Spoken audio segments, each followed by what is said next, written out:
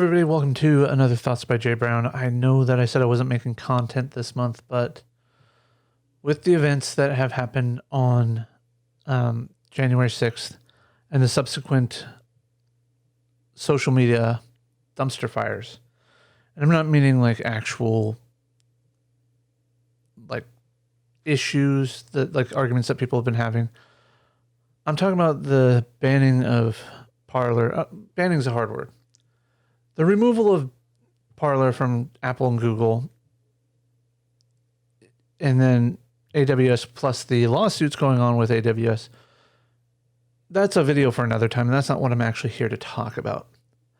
I'm actually here to talk about Twitter's double standard and their moderation blog post that they put in.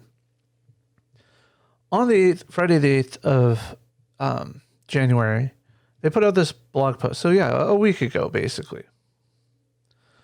Permanent let me get over there.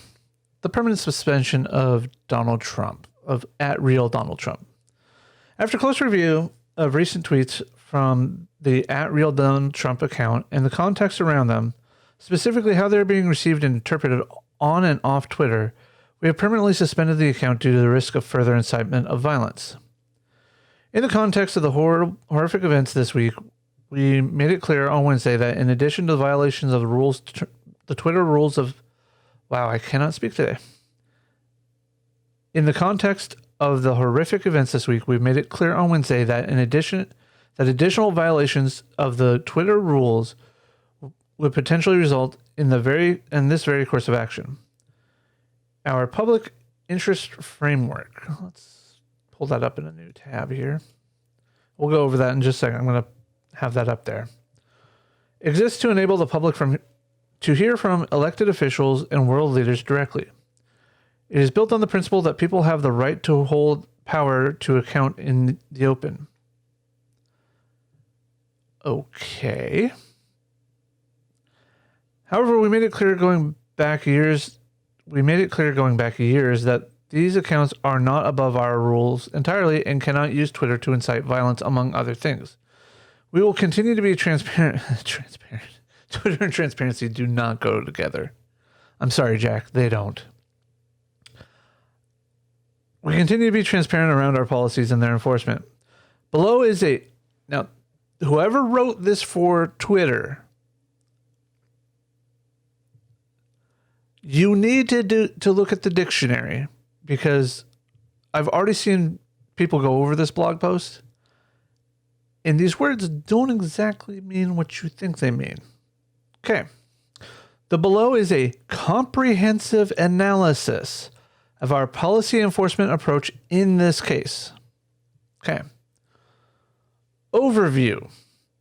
On January 8th, 2021, President Donald J. Trump tweeted, I like how they're actually using the title, quote, "The 75 million great American patriots who voted for me, America first, and make America great again, will have a giant voice long into the future. They will not be disrespected or treated unfairly in any way, shape, or form." End quote. Shortly thereafter, the president tweeted, quote, "To all those who have asked, I will not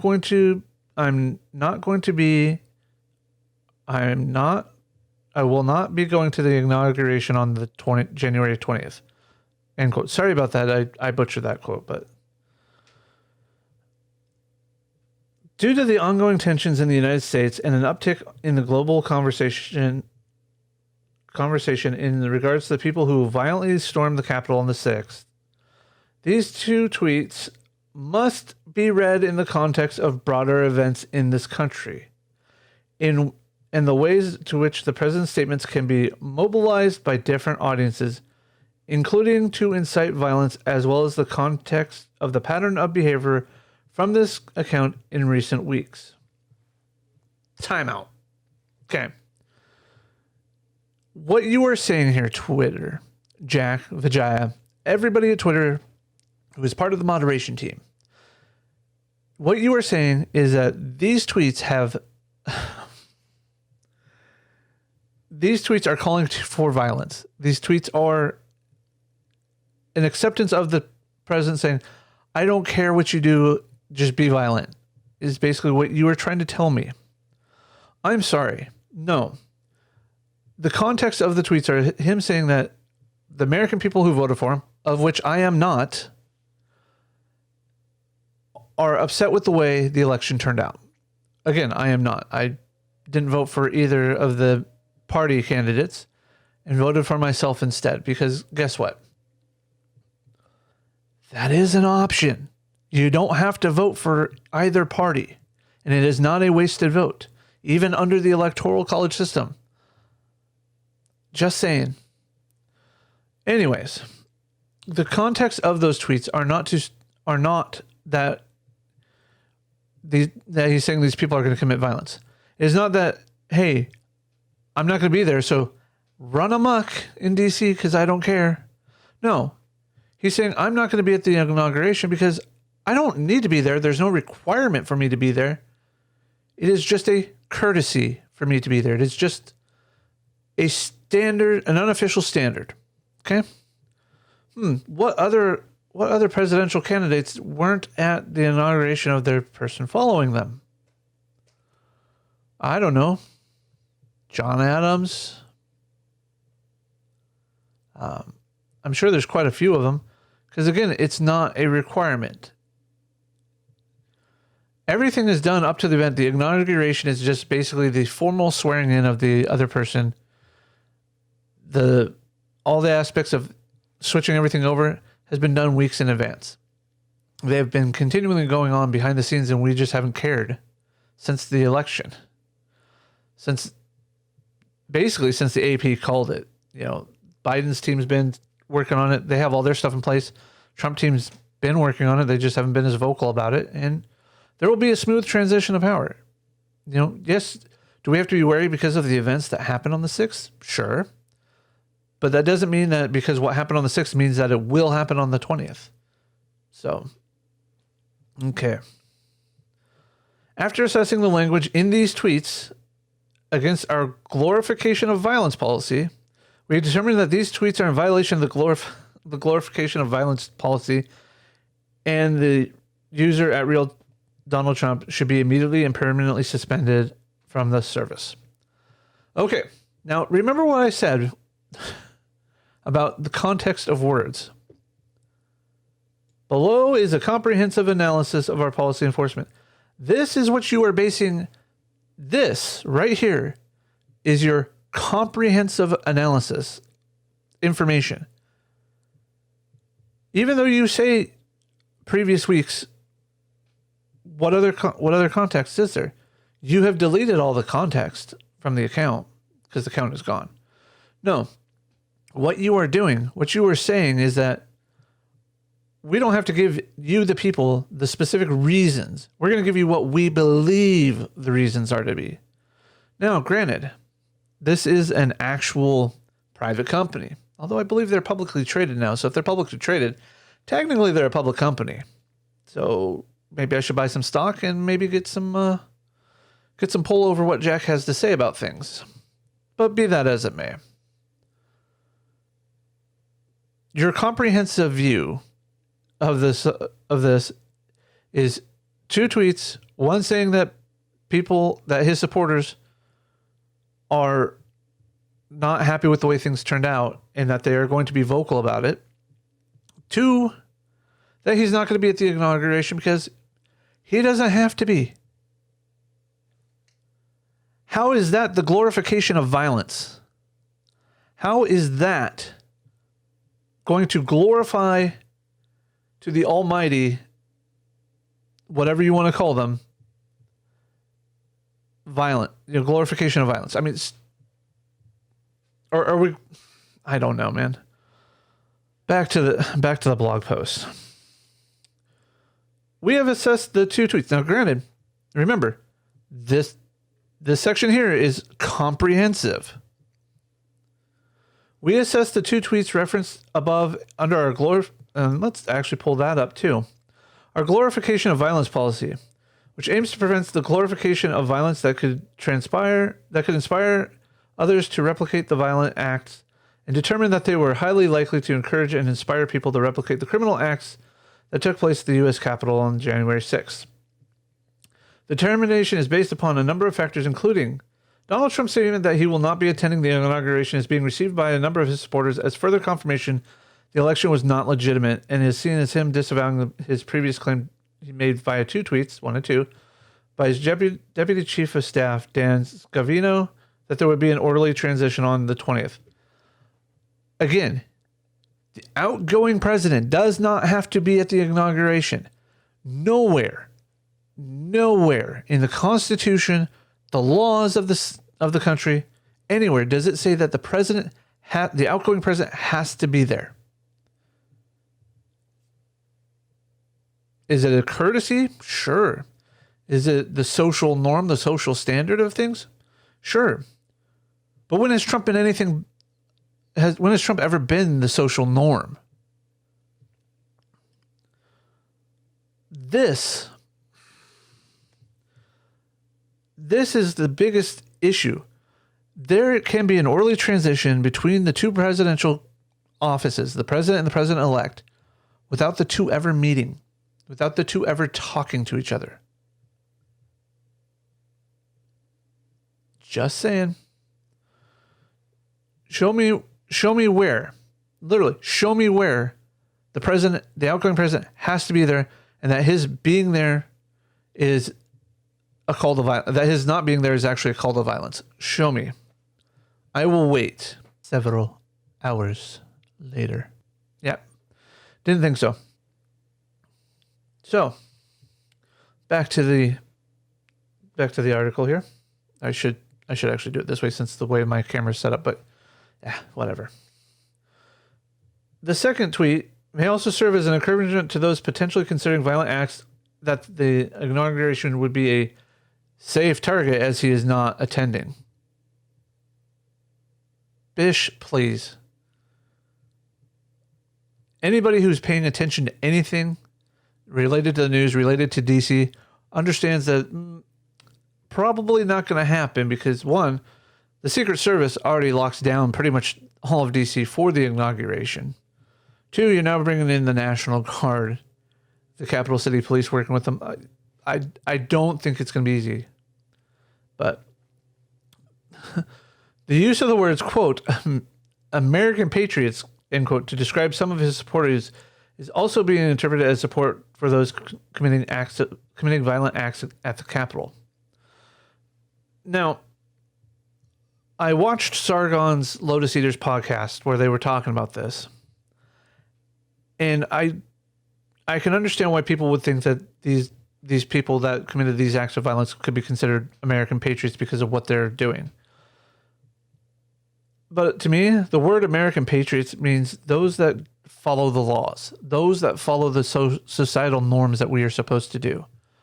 I myself am an American patriot. I myself served in the military.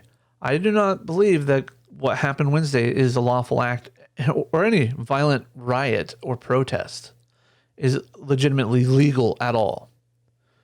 I'm sorry, but violence isn't how you solve things.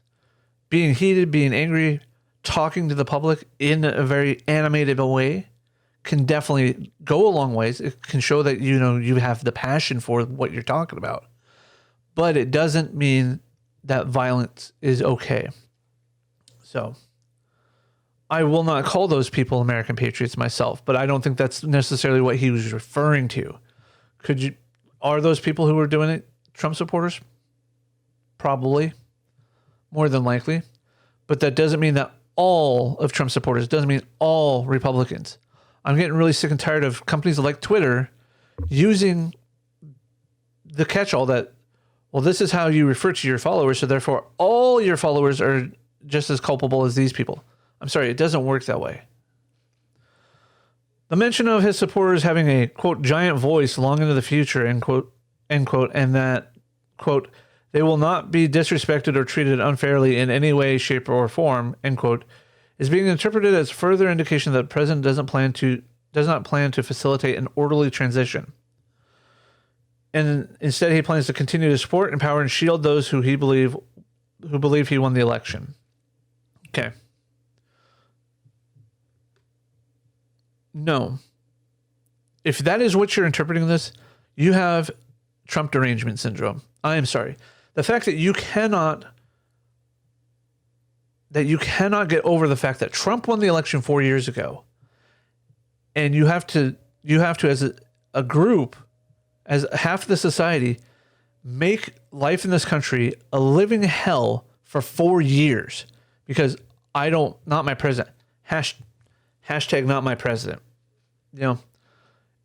Is bullshit. Now you're telling us that, because your guy won, we have to do the opposite of what you were doing. That if we do what you did, that it's wrong, it's morally reprehensible, etc. I'm sorry. And when I say we, I'm meaning a general, the other half of the country that didn't agree with you, not necessarily those people that attacked the Capitol. The giant voice he's referring to is the fact that there are going to be ways for them to communicate. And whether you try to silence them all or not, the more you try to silence them, the more you try to cancel them, the more you're going to push them down in the dark web where you're not going to find them. And then you're going to have a hard time figuring out, well, where did this next attack come from? That's what I don't get about these platforms in Silicon Valley.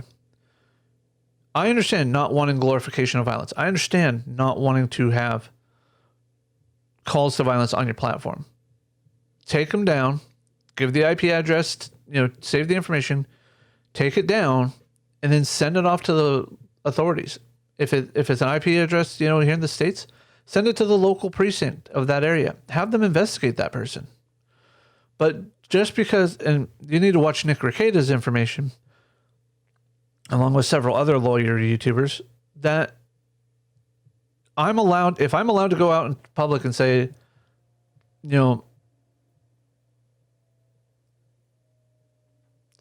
fuck Nancy Pelosi. I'm sorry, there's so many different options I can choose from. But I can go out there and just say, fuck Nancy Pelosi because she's a bitch. I can't be arrested for that, nor should I be kicked off of a platform for that, nor should I be punished for it, because you know what? Honestly, I'm allowed to have my opinions. I'm allowed to discuss what I want to discuss, as long as I'm not calling for violence. There are things that, are protected that are even technically violence. I mean, the whole thing with the Parler lawsuit and whatnot, and even talking about the banning of Trump, is the Brandenburg case, where you even had a black Supreme Court justice say, they're talking violent rhetoric and stuff, but they're not actually calling to violence against those people. So therefore, or not specific or imminent threat, therefore it's protected. During the civil rights era, during a time when the KKK had a bigger footprint than it does now, has a bigger footprint than the neo-Nazis ever could. But what does it matter? All right, back to this. Plans for future armed protests have already begun proliferating on and off Twitter, including the proposal of a secondary attack on the U.S. Capitol and state Capitol buildings on January 17th. Well, that's 3 days from now. I wonder what's going to happen on the 17th. As such, our determination that these two tweets above are likely to inspire others to replicate violent acts that took place on January 6th, and that there are multiple indicators that they are being received and understood as encouragement to do so. Wow. Whoever wrote this, for Twitter,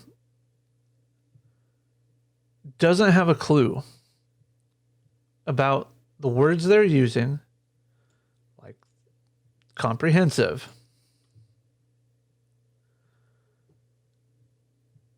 Oh, God. It's just horrible. Or the fact that Trump is disavowing an orderly transition by not going to the inauguration.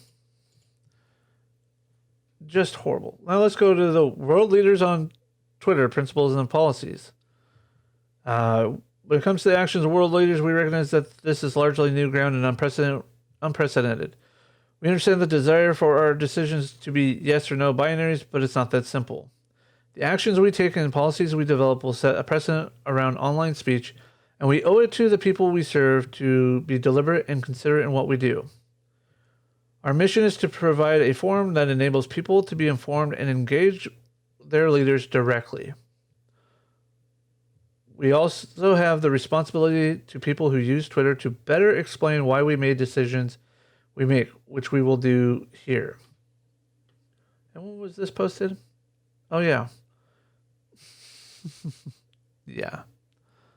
Hold on just a second here.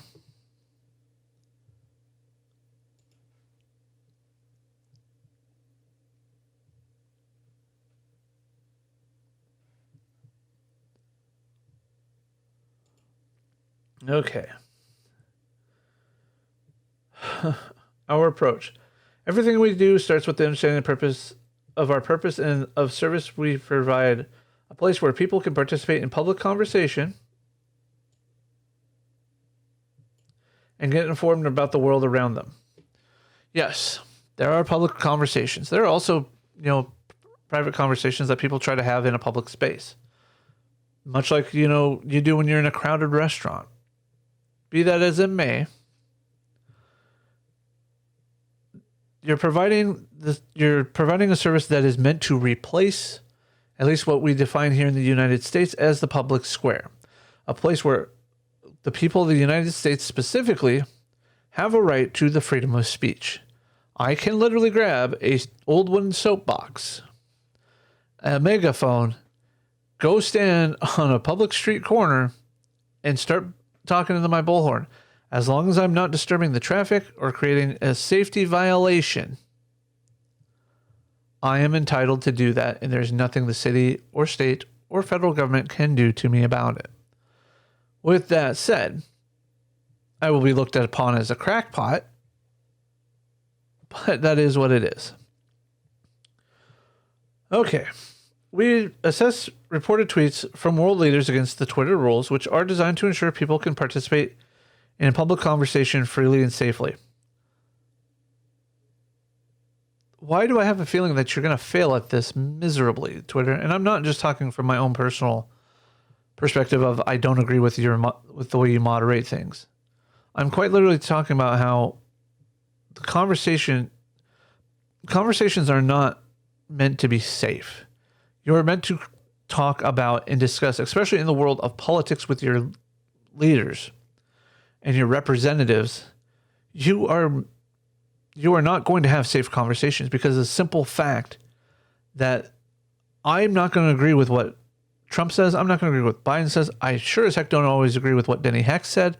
I don't agree with what Patty Murray says, Maria Cantwell. I don't even know Marilyn Strickland yet, my new representative.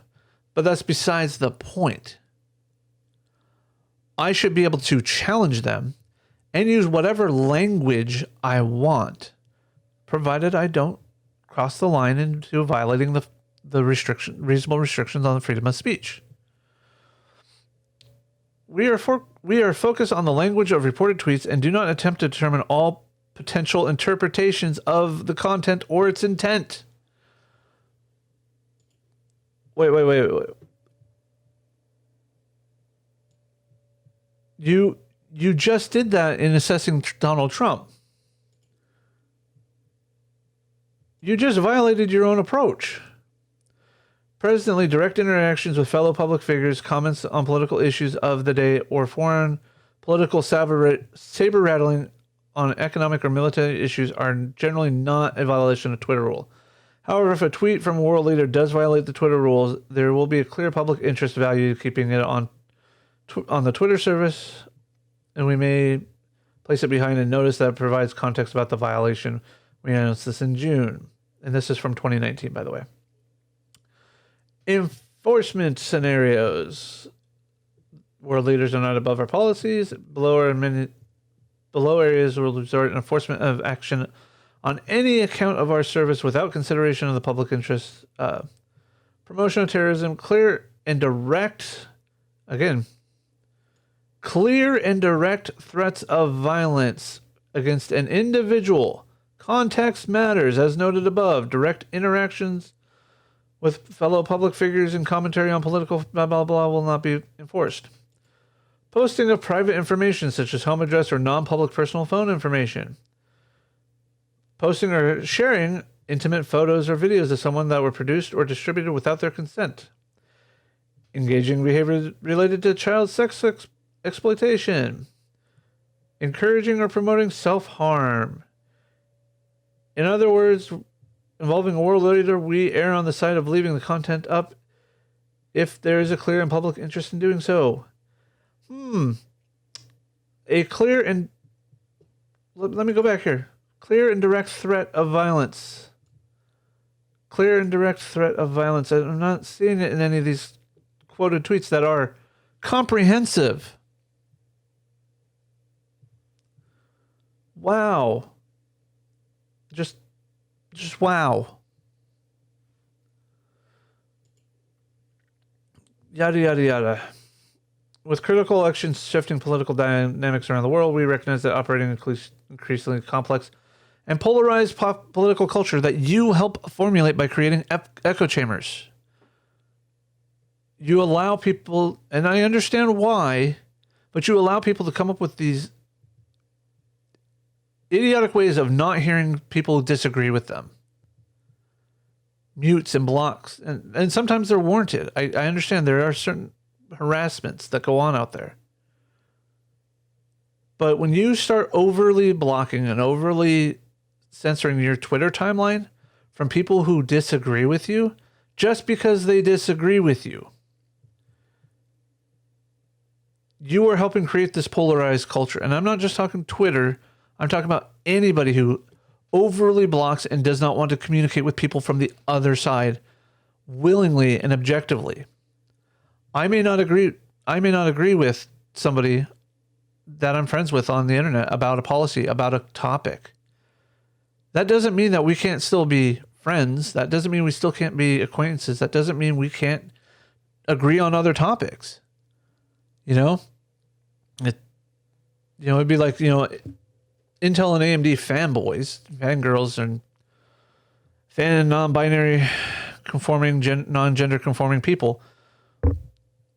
Intel and AMD fans just arguing, blocking each other for the sole purpose of they don't like their views on CPU parts. Or CPUs in general, I mean. But, that's it. All right, let's go over the glorification of violence policy. Oh, apparently last updated March 2019. You may not threaten violence against an individual or group of people. We are prohibiting the glorification of violence. What is... Additional glorifying violent events where people were targeted based upon their protected characteristics, including race, ethnicity, national origin, sexual orientation, gender identity, Now, granted, these are all pretty much most of what the Western world believes, but whose direct policy are they? Anyways, never mind.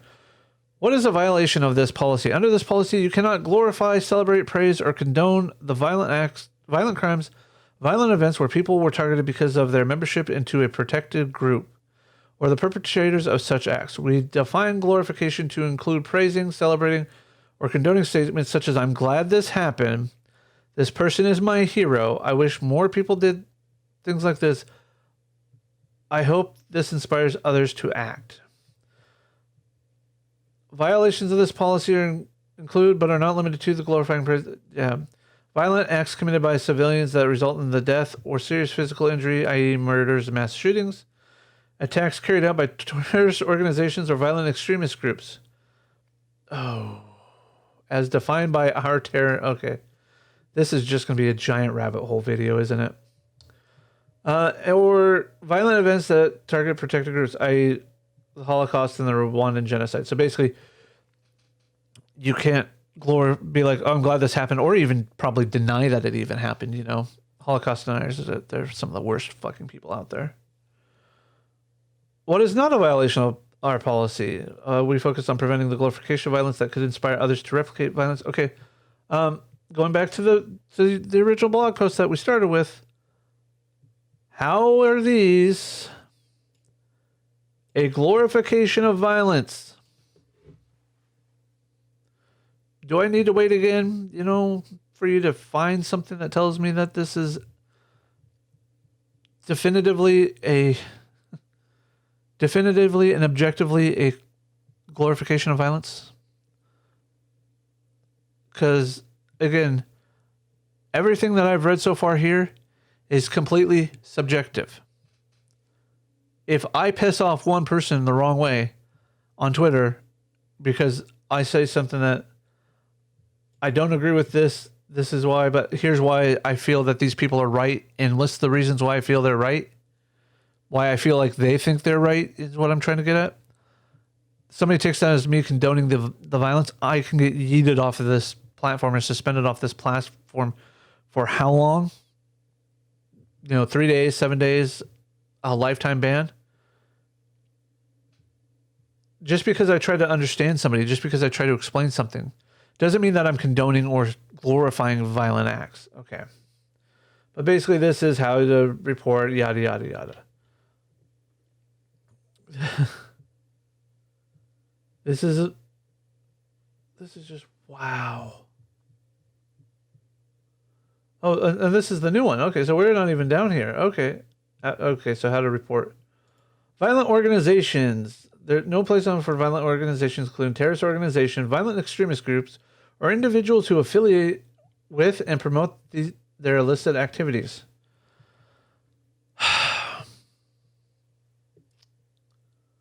I think I'm going to do something here.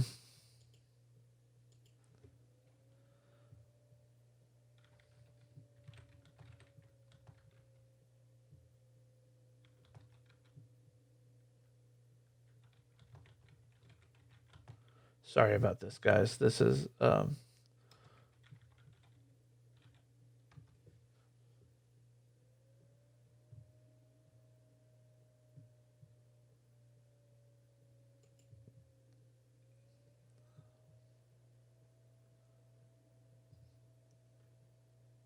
what is this? Oh, the Washington Examiner. You're not going to trust me with that. Washington Times. So, oh, notice I'm not finding anything from.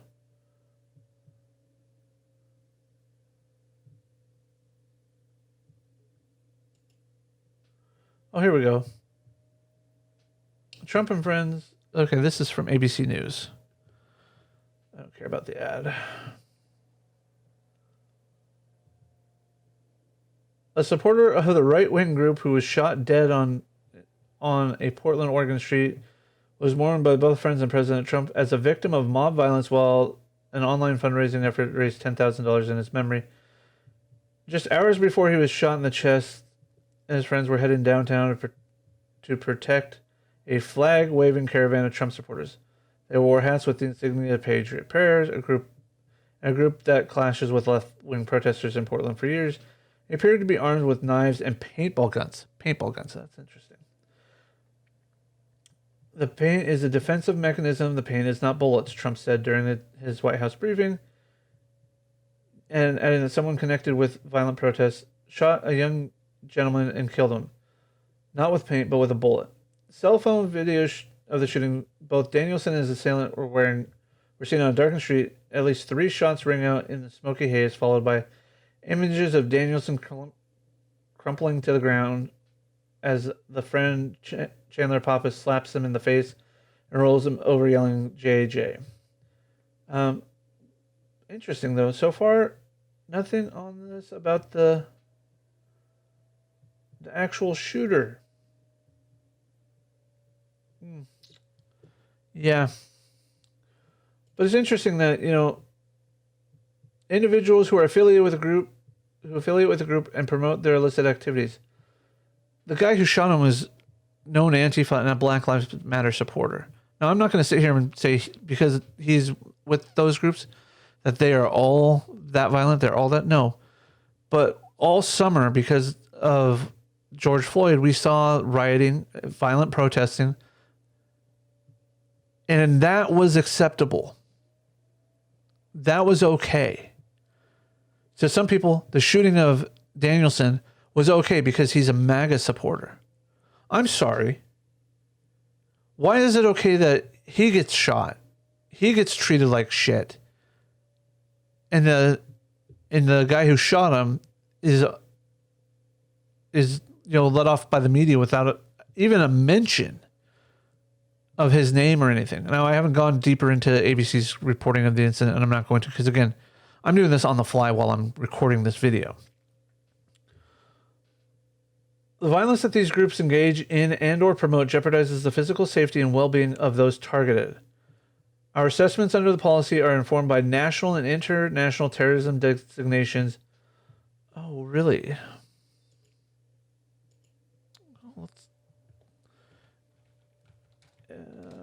FBI domestic terror groups.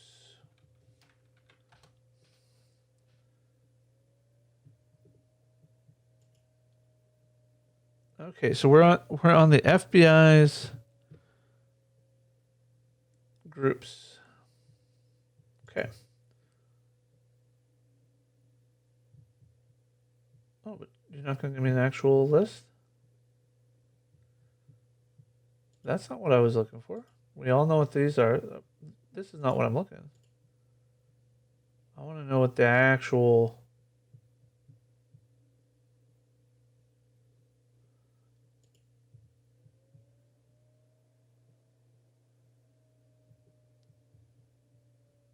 All right, this isn't what I was looking for. All right, well, that's besides the point, because again, this is going to take me probably to that. International, Al Qaeda, Al Shabaab, Hezbollah. Yeah, we know that. Domestic, sovereign citizen extremists. I like how they don't list actual local groups. That's funny. That is funny. Either way, doesn't really matter at this point. Let's clear out some of these tabs here because I don't need them. The point is that Twitter doesn't actually follow this because of the fact that if they did, we would actually see them taking down posts that support Black Lives Matter and Antifa from the people who are actually violent and cause riots, and the group BAM, BAMN, by all means necessary. I'm sorry.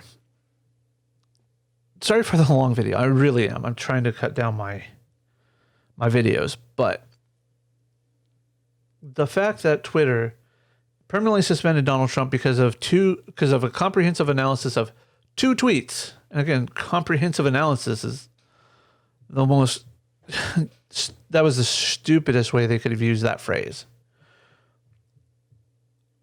The point of it all is that Twitter doesn't apply its standards fairly. I'm sorry, but Donald Trump should not have been yeeted off of Twitter. Suspended, maybe. Put it on hold until after the inauguration, sure.